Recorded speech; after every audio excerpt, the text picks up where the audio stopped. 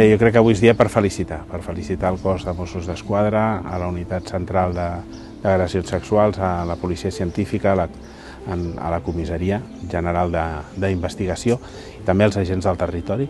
Tots ells han estat treballant, 100 agents, més de 100 agents, treballant per resoldre un cas que realment va impactar molt a la societat i naturalment que va ser molt dur per la víctima. També vull posar en valor la feina que han fet les unitats d'atenció a la víctima. En aquest cas, fan sempre. És molt rellevant perquè el nucli, el centre de la nostra feina és la víctima, és resoldre el cas al servei de la societat i de la víctima, però també acompanyar-la en uns processos que a vegades són molt i molt d'usos.